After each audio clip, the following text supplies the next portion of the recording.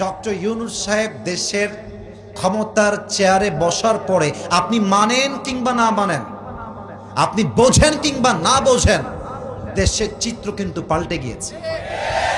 আপনি আগামী 5 বছর ক্ষমতায় থেকে দেশটাকে পরিবর্তন করেন, আপনি যতক্ষণ পর্যন্ত সংস্কার না করবেন, এই দেশের মানুষ হয়ে আমরা বলছি আমরা ভোট চাই না, নির্বাচন আমরা চাই না। আগে এই জাতিকে সংস্কার করতে হবে, তারপরে সুষ্ঠু ইনসাফ ভিত্তিক ভোট বাংলার মধ্যে কায়েম করতে হবে। আপনাদের মনে আছে কিনা, বাট আমার স্পষ্ট মনে আছে 5 আগস্টের সকালবেলা দেশে একটা আতঙ্ক বিরাজ করছে। হোয়াটস গোয়িং টু হ্যাপেন, কি হতে পারে, কি হতে পারে।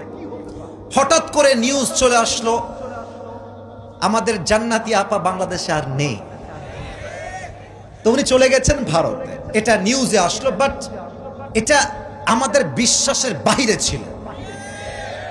এখানে প্রমাণ কি পেলেন? যদি আপনি ধৈর্যের সঙ্গে সামনে এগিয়ে যান, বাতিল মাঠ ছাড়তে বাধ্য হয়ে যাবে।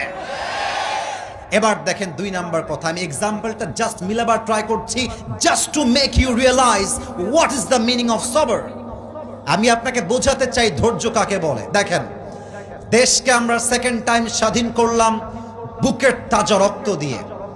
যখন ইউনূস সাহেব ক্ষমতার চেয়ারে বসলেন প্রধান উপদেষ্টা হিসেবে, বিভিন্ন দল মাথা চাড়া দিয়ে উঠল, আমাদের দাবি মানতে হবে, মানতে হবে, রাজপথ ছাড়ি নাই, ছাড়বো না, সবার দাবি মানতেই হবে।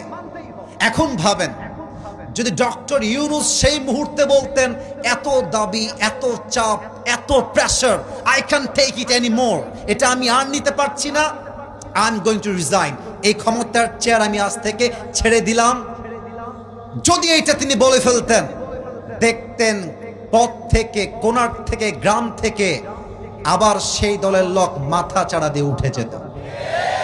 কিন্তু উনি still, he is in his own place, উনি তার নিজের জায়গায় অবিচল ছিলেন, আজও তিনি অবিচল আছেন। অতএব আজকে এই মিডিয়ার মাধ্যমে বগুড়ার এই জমিন থেকে আমরা স্পষ্ট ভাষায় বলছি, আপনি আগামী 5 বছর ক্ষমতায় থেকে দেশটাকে পরিবর্তন করেন, আপনি যতক্ষণ পর্যন্ত সংস্কার না করবেন, এই দেশের মানুষ হয়ে আমরা বলছি আমরা ভোট চাই না, নির্বাচন আমরা চাই না।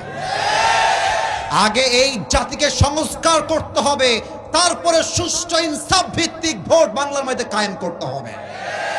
অতএব যদি ধৈর্য না থাকতো, আজকে এই বাংলাদেশ আবার ধ্বংসের মুখে চলে যেত। ঠিক কিনা বলেন?